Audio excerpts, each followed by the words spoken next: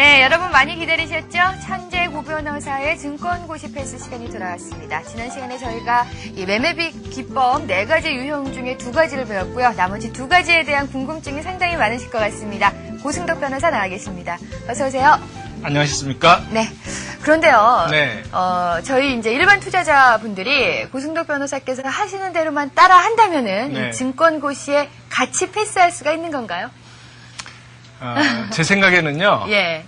제가 이제 뭐 소개하거나 설명하는 기법대로 하시면 네. 만약에 고시다 그러면 뭐 1차 시험과 2차 시험까지는 합격할 수 있다고 보고요. 네. 사실 가장 중요한 게 뭐냐면은 네. 자기 그 마음을 다스리는 거예요. 그러니까 많은 분들이 실패하는 가장 큰 이유가 뭐냐면은요. 네. 그 알고도 실천을 못 한다는 거. 예.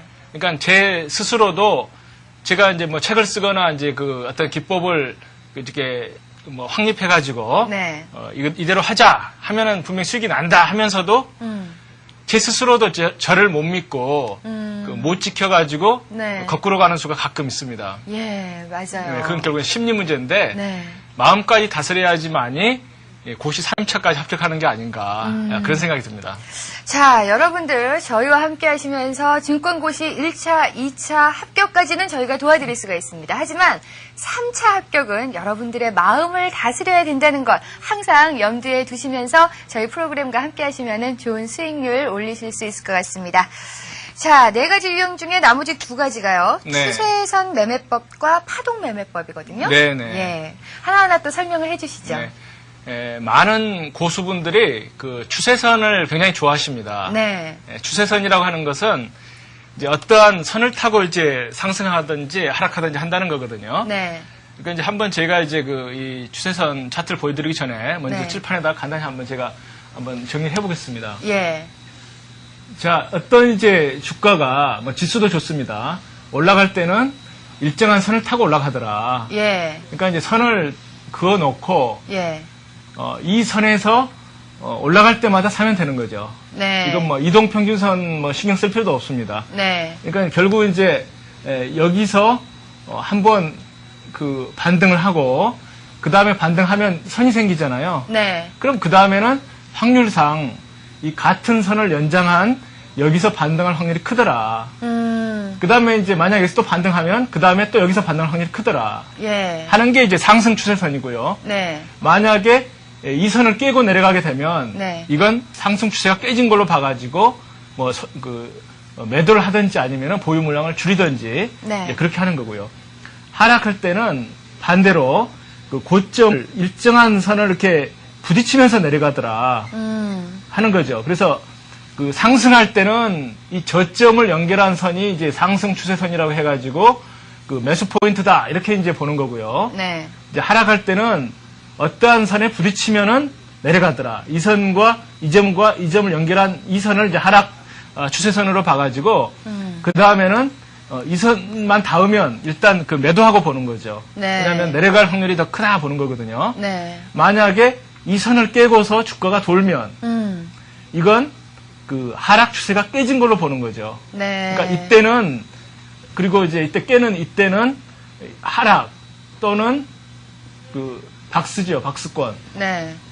횡보 내지는 박스권이 되고요. 예. 이걸 만약에 돌파하게 되면 이때는 그 상승이 되든지 아니면은 역시 이제 하락은 멈추고 박스권에서 왔다 갔다 하든지 예. 이 2가지로 이제 그 보는 거거든요. 네. 그렇다 그러면은 그 어떠한 상승 추세선 같은 게 보이면 그 다음에는 그 지점에서 이제 매수를 하면 된다 이런 거거든요. 네. 한번 이제 삼성전자 예. 일봉 차트를 한번 보겠습니다. 네.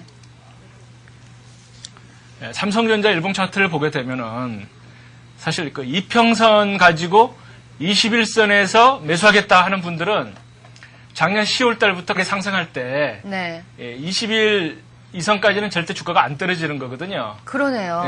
근데 이때 보면은 이때 바닥과 이때 지지하는 선을 연결하게 되면 네. 어떤 선이 생기기 때문에 이제 이때 매수를 하는 거죠. 예. 이때 매수해가지고 깨지면은 판다. 그러니까 이때 아마 파시는 분도 있고 네. 그렇지 않고 아직 상승 추세는 유효하기 때문에 끝까지 버틴다 하시는 분도 있으실 거예요. 네. 그러니까 이를테면은 이제 이 선을 쭉 연결해서 보면 여기서부터 여기까지는 이 상승 추세선을 타고 간 거거든요. 네. 그러니까 만약에 이제 상승 추세선을 가지고 보유하시는 분 같으면은 자, 상승 추세가 선이 지지 여기서 역시 반등 나왔기 때문에 여기까지 계속 반등이잖아요. 네. 그럼 추세가 깨진 게 이때입니다, 이때. 예. 그러니까 이제 추세선 매매법을 사용하시는 분은 이 무렵에 사셨겠죠. 네. 이때는 이제 아직 추세선이 형성이 안 됐기 때문에 매수하시기는 어려운 거고, 이 무렵 또는 이제 늦어도 이때 사셨으면 이때까지 이제 보유를 하셔가지고 수익을 내시는 거죠. 네. 근데 지금은 이제 최근의 모습은 그 추세선이 좀 낮게 형성이 되는 거죠. 네. 추세선이 이제 조금 전까지는 이게 추세선이었는데 지금은 낮은 데서 형성이 되기 때문에 추세는 조금 흔들린 거라고 볼 수밖에 없는 거죠. 네. 그러니까 최근에 삼성전자 이제 주가 모습은 그 새로운 추세선을 타고 가기 때문에 좀 흔들린다 이렇게 이제 볼 수가 있는 거죠. 예. 근데 이제 그 문제는 뭐냐면은 네. 그 많은 종목이 그 추세가 제대로 안 나타나는 수가 굉장히 많습니다. 네. 지금 이제 제가 잠깐 보여드리는 차트가 예. 이게 이제 SK텔레콤의 차트거든요. 네. 그러면 도대체 SK텔레콤은 하락할 때 작년 5월부터 7월 초까지는 분명히 하락 추세선이 있었습니다. 네. 그렇죠? 그렇죠. 그리고 이때 이제 추세선이 이제 제가 말씀드리는 게 하락할 때는 고점을 연결한 선이다. 네. 그럼 이제 이게 됐기 때문에 이제는 만약에 이제 SK텔레콤을 가지고 계신 분이 있다 그러면은 이때 파시는 게 아니죠.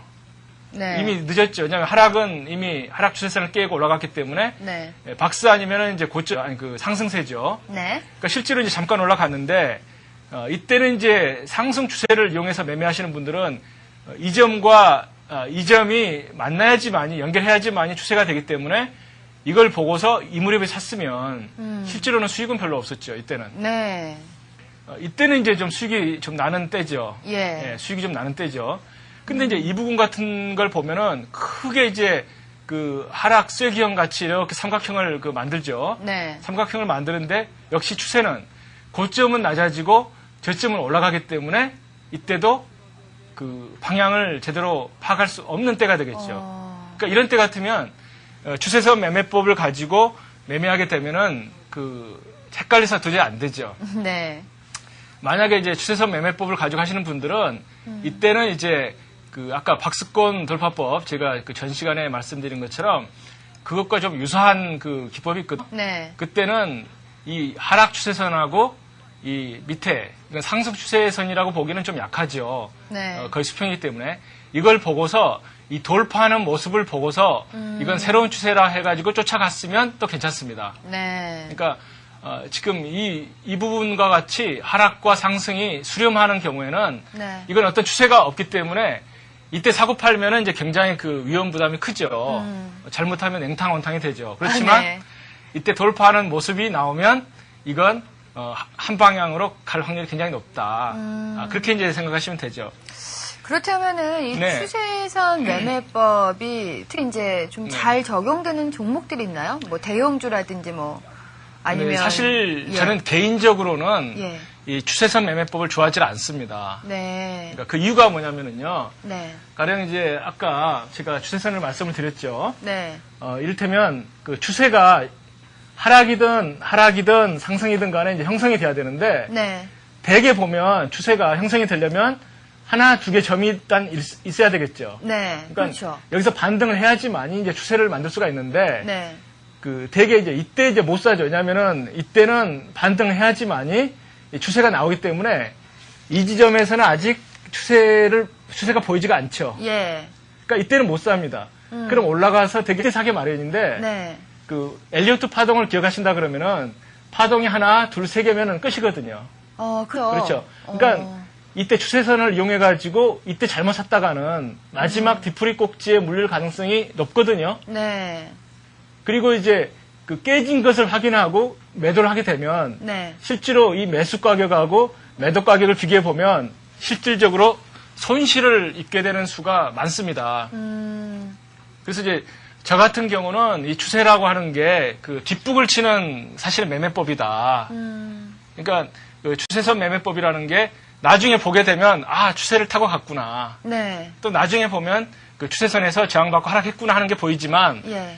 그걸 가지고서 매매를 하다가는 뭐 한 열흘이라든가 한참 늦죠. 네. 그래서 되게 보면 별 재미가 없는 것 같습니다. 어쨌든 추세선을 연결하기 위해서는 네. 뭐 저점이 2번 이상은 생겨야 되고 네. 또 고점이 2번 이상은 생겨야 되기 때문에 네. 그걸 기다리다 보면 그렇죠. 오히려 더 큰 수익을 놓칠 수가 있겠네요. 그렇습니다. 예. 특히 하락할 때 네. 하락 추세선을 이용해 가지고 하락을 확인하고 매도하면 네. 가능성이 더 크지요. 그렇습니다. 네. 자, 추세선 매매법 일단은 예. 조금 저희가 지난 시간에 배운 박스권 매매법보다는 예. 먹을 수 있다고 표현을 해야 되나요? 이 수익이 조금 더 작을 수가 있고 예. 손실까지도 네, 입을 수가 가능한, 있는 네, 그런 매매법이고요. 자, 그리고 파동 매매법. 지난 시간에 저희가 파동에 대해서 조금 말씀을 하셨잖아요. 그렇죠. 예. 사실 제가 제일 좋아하는 게 파동 매매법입니다. 네. 왜냐하면 제가 이제 전 시간에 네. 전에 말씀드린 것처럼 이 주가의 움직임은 곧 파동이다 그랬잖아요. 네. 그럼 파동이라고 하는 건 올라갈 때는 고점과 저점이 올라가는 파동이고 네. 내려갈 때는 고점과 저점이 내려가는 파동이더라. 그러니까 이제 이 추세선 매매법하고 이 파동 매매법의 차이는 네. 이 파동 원리 매매법은 한 걸음이 빠르다라는 거죠. 추세선 매매법보다. 그렇습니다. 예. 그러니까 제가 이제 잠깐 이 설명을 드리면은 네. 이를테면 이런 거죠. 여기서 보시면 예. 추세선 매매법을 적용할 때는 네. 자 저점이 높아야지만이 추세가 나오죠. 그렇죠. 그러니까 이때는 사실은 매수하기 어렵습니다. 네. 이때 마지막 꼭지일 가능성이 크다고 말씀을 드렸죠. 네. 1, 2, 3 파동이 나오면 하락할 가능성이 많죠. 근데 이제 파동 원리에 의하면은 저점이 상승하면 상승 추세가 될 가능성이 많기 때문에 저점이 높아질 때 사고, 네. 그 다음에 고점이 낮아질 때 판다 이거죠. 그렇죠. 그렇게 되면 예. 추세선 매매법은 대개 이때 사가지고 낭패를 보기가 쉬운데 네. 상승 시에 한 걸음 먼저 살 수 있는 거죠. 그다음 팔 때도 마찬가지로 이 보응이 낮아지는 걸 보고 이때 이제 파동 원리에 의하면 매도가 되는데 네. 추세선 매매법에 의하면은 하락세 확인을 하고 반등한 다음에 다시 팔아봤자 이때가 되니까 네. 이만큼 손실폭이 생기는 거죠. 예. 그래서 대개 보면은 추세선 매매법을 가지고 매매를 하게 되면 네. 제가 볼 때는 좀 수익이 별로 안 납니다. 근데 이제 많은 고수분들이 이 추세선 매매법을 좀 많이 제시를 하거든요. 네. 우리 한경 와우 TV에서도 추세선 가지고 사는 분들이 많잖아요. 예. 근데 실제로 별로 수익이 날까 하는 의문을 제가 많이 가지고 있습니다. 네. 조금 전에 이제 SK텔레콤을 제가 보여드렸잖아요. 네.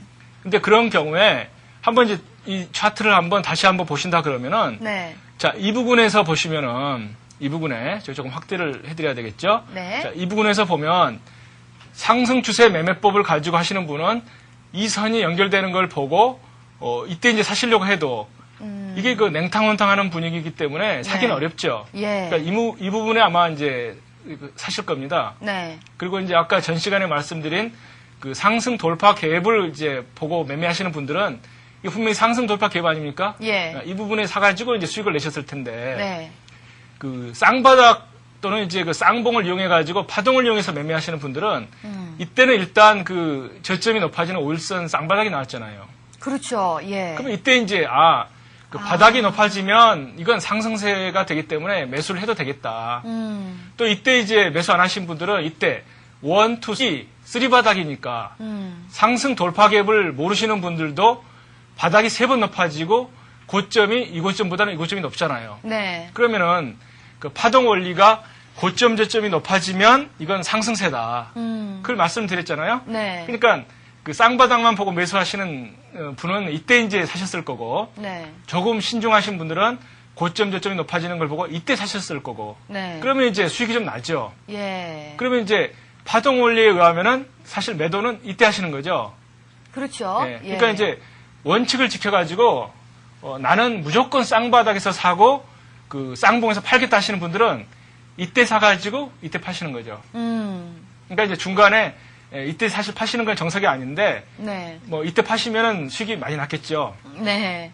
그다음에 이제 이때는 사실 좀 애매하죠. 이때는 조금 애매하네요. 쌍바닥은 분명히 여기서 첫 번째 바닥이고 예. 이게 이제 두 번째 바닥인데 네. 이때 사시면 금방 파시는 결과가 됐겠죠. 네. 삼성전자 같은 경우에는 예. 아주 그 쉬운 패턴이 나온 거죠. 삼성전자는 네. 우리가 이제 어떤 이동 평균선을 생각할 필요가 없죠. 이때가 이제 첫 번째 바닥이죠. 네. 그 다음에 눌렸다 가는데 두 번째 바닥. 그러면 이때 사가지고 자, 그 쌍봉이 날 때까지 기다리겠다 하시게 되면 이것도 분명한 원칙이란 말이죠. 네. 그러면 쌍봉은 어떻습니까? 고점 높아지고 저점 높아지고 그러면 상승세죠. 네. 고점 높아지고 저점 높아졌죠. 네. 상승세죠. 예. 고점 저점 높아지니까 상승세죠. 예. 그러니까 이때는 좀 애매하지만 다시 또 저점이 높아졌기 때문에 또 상승세죠. 음. 그러면 어휴. 아직까지는 어때요? 쌍봉이 제대로 안 났죠. 네. 그러니까 삼성전자를 이때 사신 분들은 아직도 지금 보유하시는 게 맞다는 거죠. 아유, 그렇게 되면 속도 편하고, 네. 네, 마음도 편하고, 뭐, 수익도 계속 차곡차곡 쌓여지고, 그렇죠. 예. 그러니까 뭐, 그 삼성전자를 만약에 그 5일선을 파동 원리를 적용해가지고 사신 분들은 네. 작년 그 10월 말에 사셔가지고 아직도 보유하시는 게 정석입니다. 네. 그럼 지금 뭐 얼마입니까? 뭐 40만 원 넘어가잖아요. 그렇죠. 네, 그러니까 이 파동 원리 분석법이라고 하는 게 예. 정말 그 대단하다. 음. 최근에 이제 가령 종합주가 지수 30분봉 차트를 한번 보겠습니다. 네. 이게 이제 언제냐면은요. 이게 4월 2일이거든요. 네. 이때는 이제 외바닥에서 그냥 치고 올라갔죠. 예. 그러니까 약해가지고 빠졌습니다. 어. 근데 그 다음에 이제 4월 이게 10일이죠. 네. 바닥이 한 번 나왔죠. 예. 이 폭락하던 이 종합주가 지수가 3일간을 폭락을 했는데 30분 봉에서 바닥이 한 번, 네. 두 번, 세 번 나왔습니다. 3 바닥은 완전히 고스톱 같이 3 고거든요. 네. 3중 바닥. 그러니까 사실 이때는 어때요? 이때는 고점이 높아졌다고 볼 수가 없죠. 네, 아직은 정말- 저점이 높아졌죠. 예. 그 다음에 고점이 높아지고 저점이 높아졌죠. 네. 그러면 이건 완전히 상승세가 확인된 거죠. 그러니까 많은 분들이 뭐 어떤 그 외국인이 장난칠 수도 있습니다. 선물 가지고. 그렇지만 네. 고점 저점이 높아지는 이 순간은 분명히 상승세가 확인된 거죠. 파동 원리상. 네. 어떻습니까? 폭등한 거 아닙니까? 그러네요. 네, 폭등. 예. 그래서 이 고점 저점을 이용한 이 파동 원리 매매법이라고 하는 것이 실제로 뭐 일봉에서도 물론이거니와 네. 뭐 30분봉 또 이제 장중에 이제 5분봉 좋아하시는 분 계시잖아요. 네. 뭐 대형주 같은 건 이제 5분봉 가지고 매매하시는 분이 계시는데 네. 그런 분들이 이 분봉을 가지고 보시더라도 마찬가지예요. 항상 쌍봉을 치고 5분봉에서 무너졌다가 다시 가려고 하면은 쌍바닥을 만들겠죠. 확률상. 그렇기 때문에 이 파동을 가지고 매매하시는 분들은 제가 볼 때는 다른 모든 그 매매법보다도 네. 그 수익이 더 난다는 게 이제 차트상 이제 검증이 된다고 할 수가 있는 거죠. 그렇다면요, 이 쌍바닥에 네. 지금 말씀하시는 걸 들어보니까 네. 그 가장 중요한 게 저점 높아지고 고점도 같이 높아져야지만 진정한 쌍바닥이다. 상승세가, 네. 예, 그렇게 얘기할 수 있고 쌍봉도 마찬가지인가요? 그렇습니다. 쌍봉도 고점 저점이 낮아지면 이제 하락세가 확인이 되는 거죠. 근데 이제 우리가 대개 보면 하락세를 확인하고 매매하기는 늦죠. 네. 왜냐하면 저점까지 낮아지면은 좀 몇 단계를 내려가야 되는 건가요? 그렇죠. 그래서 이제 안전하게 매매하시는 분들은 일단 그 낮은 쌍봉이 나는 걸 보고 일단 매도하는 게 위험 관리상 정석이라고 할 수가 있는 거죠. 네, 일단은 매도를 하고, 네. 그 다음에 뭐 저점이 조금 뭐 전저점보다 높게 형성된다면 다시 네. 한번 주의를 기울여서 보시면서 그렇죠. 다시 재매수를 들어가더라도 그렇습니다. 안전하게 일단 매도를 하는 게 낫고, 네. 예, 쌍바닥의 모양도 마찬가지죠. 그렇습니다. 일단은 바닥이 두 개 생기고 저점보다 높아지면은 그때 이제 네. 매수로 들어가고요. 사실은 이제 제가 정말 권해드리는 매매 기법은 네. 이 네 가지를 좀 결합한 매매 기법이거든요. 제가 그걸 여쭤보고 싶었어요. 왜냐면은 이제 예. 제가 생각할 때 정말 대한민국의 모든 매매 기법이 이 네 가지 안에서 정말 해결이 된다고 저는 보거든요. 그러니까 실제로 그 많은 고수분들이 이제 어떤 매매 기법을 이야기하고 네. 그리고 또 뭐 책 같은 데도 이제 단편적으로 많이 나와 있는데 예. 그 뭐 미국 이론이라든가 우리나라 이론을 다 통틀어 봐도 제가 말씀드린 그 네 가지 중에서 다 그 중에 하나에 불과한 거죠. 네. 제가 할 때는 그렇습니다. 이제 과연 앞으로 제가 이제 쭉 말씀을 드리면서 네. 시간이 지날수록 정말 구체적으로 많이 들어갈 텐데요. 네. 첫 시간에 너무 밋밋하게 하는 게 좀 그래서 예. 제가 이제 좀 어떤 핵심도 좀 가르쳐 드리고 가는 게 네. 옳다고 보거든요. 예.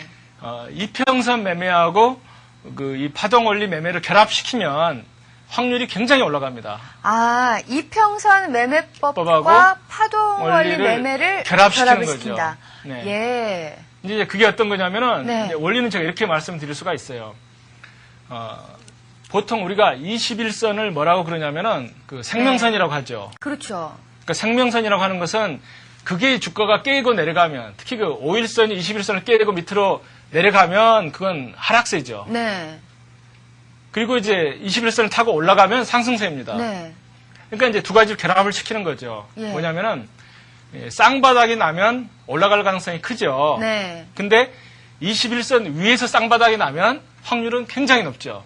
아, 쌍바닥이면서 21선 21선 위에서 나면. 5일 이평선이 쌍바닥이 네, 나면 네. 확률이 훨씬 높아진다. 그렇죠.